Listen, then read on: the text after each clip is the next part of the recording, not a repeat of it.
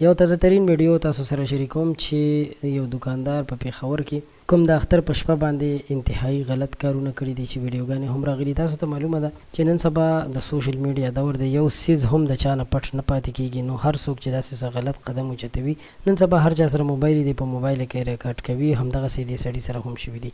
تاسو ته معلومه ده چې د اختر شپه ده، د اختر په شپه باندې ډېر خلک چې دي د کورونو وځي سوداګانې کوي. خصوصا په دې کې یو لویه غلطي چې ښځې کوي، ښځې هم د کوره وتلي دي سوداګانو پسې چې سوداګانې وکړي، د ماشومانو دپاره سوداګانې، د خپل ځان دپاره، او په دې کې ځوانې جینکۍ هم وي، ښایسته ښځې هم وي. دوی بیا ځي دکاندارانو سره ګپې شپې لګوي. نو دغلته د هېڅ چا ایمان هم بیا د ټینګې نه وي او هېڅوک هم بیا نشي ټینګېدی چې دومره ښایسته ښځه ورته لاس ور مخکې کړي چې ما ته بنګړي واچوه یا ما ته دا وکړه هغه وکړه، نو د هغه زړه هم بیا نه ټینګېږي. نو همدغسې ښځې چې کله ورشي په لاس باندې ورته بنګړي ور اچوي نو هم پې لاس وهي. داسې نور هم ډېر بېهوده کارونه کوي. ځینې ښځې خو داسې هم وي چې د پیسو په بدل کې هغوی نور قسم بې شرمیانې هم کوي چې تاسو به زما په مطلب او زما په خبره باندې پوه شوي هم یئ. دوستانو، دا زه تاسو ته د پنجابیانو خبره نه کوم، دې کې پښتانه هم ډېر زیات شامل دي او دا غلط قدم چې دی پښتانه هم نن سبا اوچتوي. نو ټول هغه کسان چې د اختر په شپو باندې داسې خپلې ښځې خپلې مېرمنې د کوره بهر پرېږدي، وځي سوداګانو پسې، نو هغوی پویول پکار دي، هغوی ته دا تنبیه ورکول پکار دي چې داسې مه کوئ. ځکه چې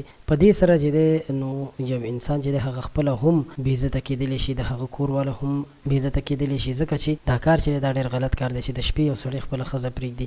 دروند او خوږ پښتون به هېڅکله هم داسې کار ونه کړي، خو کوم چې داسې سپک ټایپ خلک وي نو هغوی بیا په دې خبره باندې هېڅ غوږ نه ګروي. نو امید لرم چې زما په دې ویډیو باندې به تاسو ما سره متفق یې. ویډیو لایک کړئ او بیا دپاره دا واده وکړئ، دا عهد وکړئ چې هېڅکله هم داسې څه غلطي ستاسو د لاسه ونه شي، ځکه چې بیا ستاسو دپاره د شرمندګۍ سبب جوړېږي. ډېره مننه. که ویډیو مو خوښه شوې وي لایک ورکړئ، زموږ چینل ضرور سبسکرایب کړئ. خوشحاله اوسئ.